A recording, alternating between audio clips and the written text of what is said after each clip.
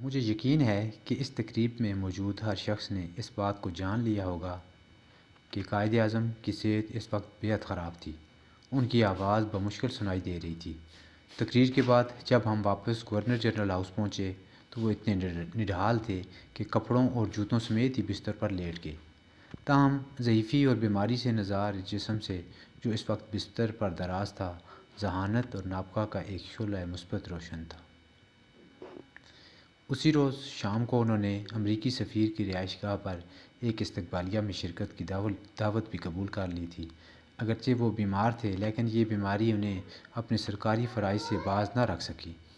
تھوڑی دیر بعد انہوں نے استقبالیہ میں شرکت کرنے کے لیے لباس تبدیل کیا اور امریکی سفیر کی پارٹی میں پہنچ گئے۔ اس موقع پر ان کے رویے سے نہ تو کمزوری کا اظہار ہو رہا تھا نہ تھکن کا۔ جو مہمان ان کے پاس لائے گئے انہوں نے ان سے باتیں کی۔ ان کی خوش مزاجی نے ان کی خرابی صحت پر پردہ ڈال دیا تھا۔ ایک اعلیٰ اور عرفہ منصب پر فائز شخص کو ایسے موقعوں پر جو قیمت ادا کرنا پڑتی ہے وہ انہوں نے مسکراتے ہوئے پیش کی۔ کراچی میں 5 دن قیام کے دوران انہوں نے بعض نہایت اہم فائلوں کا مطالعہ کیا اور بعض اہم کام نپٹائے۔ پھر ہم بذریعہ طیارہ واپس کوئٹہ آ گئے۔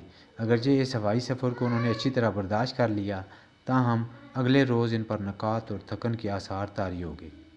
ہلکی سی حرارت بھی ہو گئی جس سے ان کی بے چینی اور میری پریشانی میں اضافہ ہو گیا۔ کوئٹہ میں ایک مرتبہ پھر مختلف اداروں اور بے شمار افراد اور لیڈروں کی طرف سے درخواستیں اور مطالبات کا تانتا بن گیا۔ وہ سب ان سے ملنا چاہتے تھے۔ یہ بات ان کے لیے سوہانِ روح تھی کہ خرابی صحت کی بنا پر وہ ان درخواستوں کو قبول نہیں کر سکتے تھے۔ چنانچہ ایک روز انہوں نے کوئٹہ سے چند میل دور زیارت منتقل ہونے کا فیصلہ کر لیا، جو کوئٹہ سے زیادہ خنک اور یقیناً نسبتاً پرسکون مقام تھا۔ زیارت کی ریزیڈنسی جہاں ہم نے قیام کیا ایک نہایت خوش منظر، خوبصورت، پرانی اور 2 منزلہ عمارت تھی۔ یہ عمارت ایک بلند پہاڑی پر کسی نگہدار سنتری کی مانند ایستادہ تھی۔ اس کے وسیع و عریض لان اور باغ میں چڑیاں الصبح نغمہ صبح گائی الاپا کرتی اور شام کو ریم بصیرے کے گیتوں کے طعنے اڑاتی۔ پھلدار درختوں کے جھنڈ اور رنگ برنگے پھولوں کے تختے اس کے حسن کو دوبالا کرتے تھے۔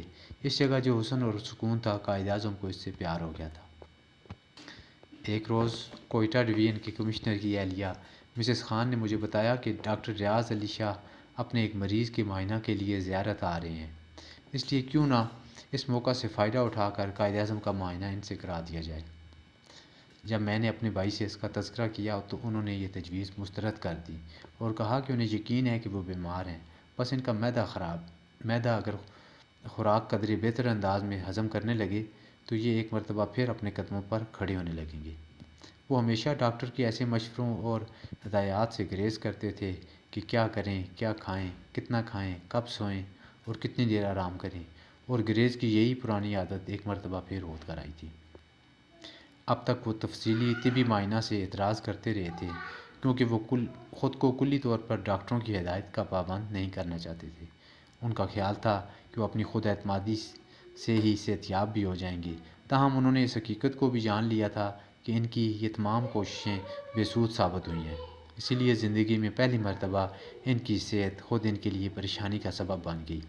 چنانچہ اس صبح جب انہوں نے یہ بات مان لی کہ اب انہیں صحت کے سلسلے میں زیادہ خطرات مول لینے نہیں چاہیے اور یہ کہ انہیں واقعی اچھے طبی مشورے اور توجہ کی ضرورت ہے، تو میں بے حد خوش ہوئی۔